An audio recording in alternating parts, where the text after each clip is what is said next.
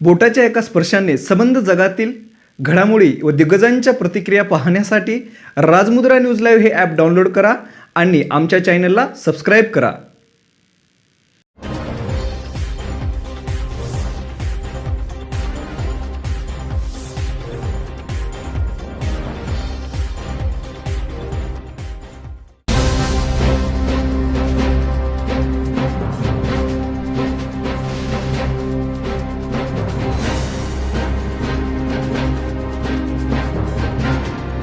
काँग्रेस पक्षाचे सर्वोच्च नेते श्री राजीव गांधी यांची आज जयंती आणि त्या जयंतीच्या निमित्ताने आपण राजीव गांधींना अभिवादन करण्याकरता त्या ठिकाणी सर्वजण एकत्र आलेलो आहोत. आपण सद्भावना दिवसाची प्रतिज्ञाही करतो. या प्रतिज्ञेच्या माध्यमातून सर्व धर्म समभावाची भावना देशामध्ये एकोपा ऐक्य निर्माण करण्याचं काम ही काँग्रेस पक्षाच्या मूळ विचाराची सुसंगता अशा प्रकारची भूमिका घेऊन संपूर्ण देशामध्ये भारत जोडोची कल्पना त्यावेळेसपासूनच आपल्या पक्षामध्ये अंगीकृत आहे. आजही देशाचे तरुण नेते राहुल गांधी यांच्या नेतृत्वाखाली आपल्या जिल्ह्यामधून भारत जोडो यात्रा ही सर्व देशामध्ये निघणार आहे. परंतु तेलंगणामधून नांदेडमधून विदर्भ मार्गे अन्य राज्यामध्ये ती जाणार आहे. मी तो राजीव गांधींची आठवण आम्हा सर्वांनाच आहे. त्यांची व्यक्तिगत आठवण माझ्या मनात कार्यरत केली नाही. माझ्या राजकीय आयुष्याची खरी सुरुवात जर कोणी केली असेल तर कैलासवासी राजीव गांधी यांनी केली.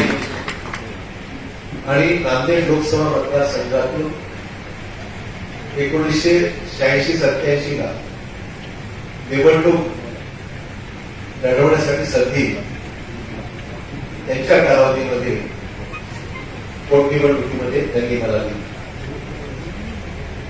त्यामुळे लोकसभेमध्ये मी गेलो आणि राजीव गांधींच्या सानिध्यामध्ये त्यांच्या बरोबर राहून बऱ्याच गोष्टी मला शिकायला त्यावेळेस मिळाल्या.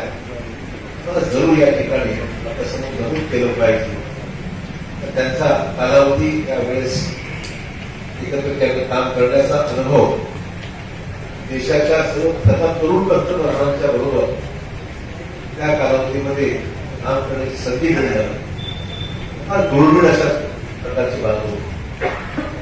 त्यामुळे राजीव गांधी आमच्या मनामध्ये आमच्या सर्वांच्या स्मरणामध्ये व्यक्तिगतरित्या सुद्धा राजीव गांधींना कधी विसरू शकणार नाही. मला मुद्दा या ठिकाणी नमूद केलेला आहे. त्यामुळे ही प्रतिज्ञा खऱ्या अर्थाने आपण जी घेतलेली आहे त्या प्रतिज्ञेचं अनुपालन त्याची अंमलबजावणी आपण सर्वांनी चांगल्या पद्धतीने आपल्या भविष्यामध्ये नेहमी केली पाहिजे असे या निमित्ताने मला सांगायला आहे. त्या काळामध्ये काँग्रेसची सदस्यता मोहीम आपण हाती घेतली.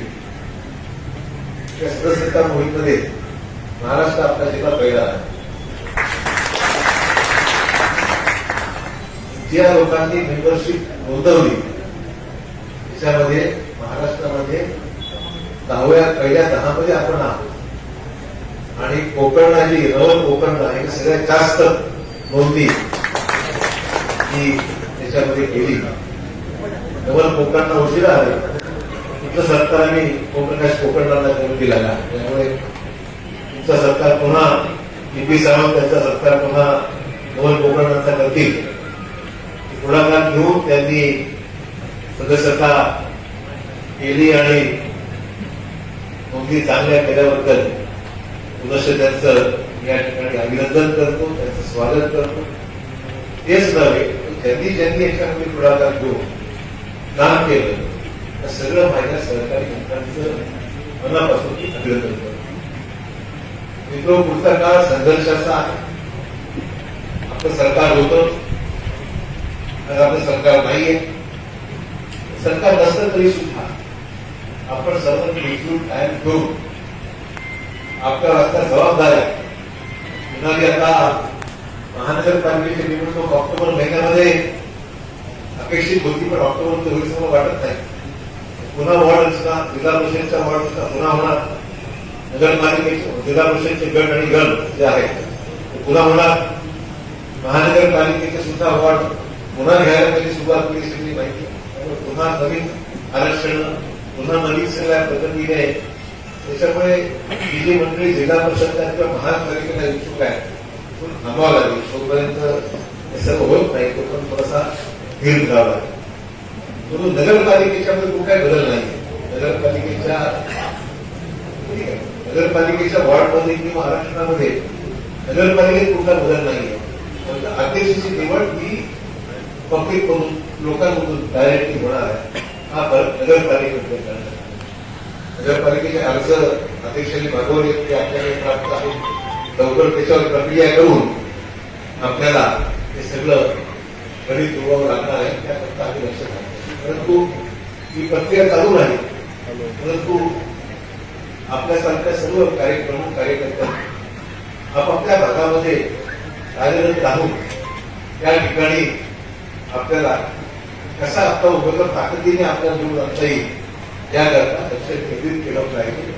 आगामी काळामध्ये मंजूर केलेली कामं काही झालेली आहेत, काही सुरू आहेत, काही अद्यापही टेंडर्स येत नाही. या सरकारने सुरू करून थांबवू. राज्यात आपल्याकडेच नाही, संपूर्ण राज्यातली कामच थांबवली. कारण मी उल्लेख केला, माझ्या विधानसभेच्या भाषणात उल्लेख केला. तर ठीक आहे, तुम्हाला काल 15 ऑगस्टला शाळेतल्या मुलांना रस्त्यावर येऊन आंदोलन करायची वेळ आहे आमच्या, त्याचा उल्लेख काल त्याच्या भाषणात केला. ते चांगली गोष्ट नाही. म्हणजे नाला वाहतोय, पाण्यामुळे मुलाच्या माती वाहून गेली, काही कोल्हे पडले, लहान मुलं आहेत, मुली आहेत, त्यांना तो नाला पालन करून शाळेत जाणं सुद्धा बिकट अवघड झालं. भेट दिली होती, मंजूर केलं, वर्क झाली, टेंडर झालं, कामही सुरू होण्याच्या मार्गावर होतं, थांबवलं. असा अनुभव महाराष्ट्राच्या सर्व जिल्ह्यामध्ये कमी जास्त प्रमाणात. नांदेड महापालिका 150 कोटी रुपये आणून दिले. ही कामं जवळपास 50-60% झाले. काही कामाला पैसे रोखून ठरले. हा कार्यक्रम राजकीय सुरू झाला. त्यामुळे मला एवढंच सांगायचंय की आपण सर्वांनी लक्ष देऊ. या विद्यमान सरकारने जे विकास सुरू केलंय त्याच्या विरोधात आपण आवाज उठवला पाहिजे. लोकांना कळलं पाहिजे की आपण विकासाच्या कामाला सुरुवात केली, ही कामं होऊ नये अशा प्रकारची धारणा या सर्व लोकांची. अधिकाऱ्यांच्या बदल्या सुरू झाल्या, ठीक. अधिकारी आज म्हणजे नामावरती काय फरक पडत नाही. जिल्हाधिकाऱ्यांच्या बदल्या झाल्या, नंतर आपल्या अधीक्षक अभियंत्यांच्या बदल्या झाल्या. अधिकारी येतात जातात ती काही फार महत्वाची गोष्ट नाही. परंतु जी घडी जिल्ह्यामध्ये विकासात्मक कामाला चांगली वस्ती होती, ती घडी विस्कटण्याच्या मागे सुद्धा ही मंडळी टाकलेली आहे असे अधिकारी. त्यामुळे ठीक आहे, आपल्यासाठी काही नवीन नाही. मागच्या 5 वर्षांमध्ये आपण विरोधात होतो. 2.5 वर्ष आपली जी मधल्या काळात गेली, त्या मधल्या काळात नांदेडला खूप घराली देण्याचा प्रयत्न केला, काम मार्गी लागले. परंतु या सरकारच्या माध्यमातून नांदेडची घडी विस्कटण्याचं काम सुरू झालेलं आहे. त्याचा मुकाबला होता आता नाही. लोकांमध्ये जाऊन प्रचार केला पाहिजे. कशा पद्धतीने आपला जिल्हा 10 वर्ष मागे टाकण्याकरता हा उद्योग यांचा सुरू झालेला आहे. ते कुठेतरी आपल्याला स्पष्टपणे सांगून तुमच्या विरोधामध्ये आपल्याला भूमिका घेऊन काम करावं. कार्यकर्त्यांना सांगायचं, शेवटी त्या सर्वांची भूमिका, त्या सर्वांची धारणा, त्या सर्वांचा प्रयत्न जे आपण गेल्या 40 ते 50 वर्षामध्ये जी या जिल्ह्याला एक विकासात्मक दृष्टिकोन देऊन त्या जिल्ह्याला आपण पुढे गेलेला आहे. त्या जिल्ह्याला कुठेतरी अडचणीमध्ये आणण्याकरता काही लोकांना असूनही आनंद आहे, त्याचं काम एवढून आनंद मिळतो. काही लोकांनी त्याचं काम बिघडून आनंद मिळतो. त्याचा हा प्रकार काही लोकांना मला फरक पडत नाही. माझं काम चालूच ठेवणार आहे.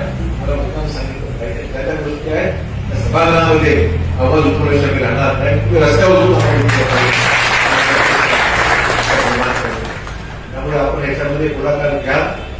जिल्ह्यामध्ये एक मजबूतीने एकोपा राखून सगळी कामं करावं अशा अपेक्षा करतो. माझाही प्रयत्न आहे जिल्ह्यात जास्तीत जास्त वेळ देण्याचा आपला प्रयत्न राहणार आहे. जबाबदाऱ्या जास्त आहे. मुंबईतही थांबावं लागतं. अधिवेशन सुरू आहे त्यामुळे मुंबईतही थांबावं लागतं. उरलेल्या वेळात नांदेड बाकी जिल्ह्यात सुद्धा जावं लागणार आहे. त्यामुळे ही अपेक्षा एवढीच आहे. आज आपण जे करता आलेलो आहे कार्यकर्त्यांना नेत्यांना एवढं सांगायचं आपल्या सर्वांच्या परीने आपण सर्वांनी मेहनत घ्यावी आणि ताकदीने सरकारच्या विरोधामध्ये आपली जी संघटनात्मक ताकद जी आपण बांधलेली आहे तिचा उपयोग आगामी काळामध्ये नक्की आपल्या सर्व ज्या स्थानिक संस्थांच्या ज्या काही निवडणूक आहे त्याच्यामध्ये आपलं जे अस्तित्व आहे ते पहिल्यापेक्षा अधिक ताकदीने वाढलं पाहिजे याकरता आपण सर्व लक्ष द्या अशा प्रकारच्या अपेक्षा या निमित्ताने व्यक्त करतो. पुनश्च एकदा सर्वांचे आभार मानतो. जय हिंद जय भारत. ताज्या घडामोडी पाहण्यासाठी राजमुद्रा न्यूज लाईव्हला सबस्क्राईब करा, बेल आयकॉन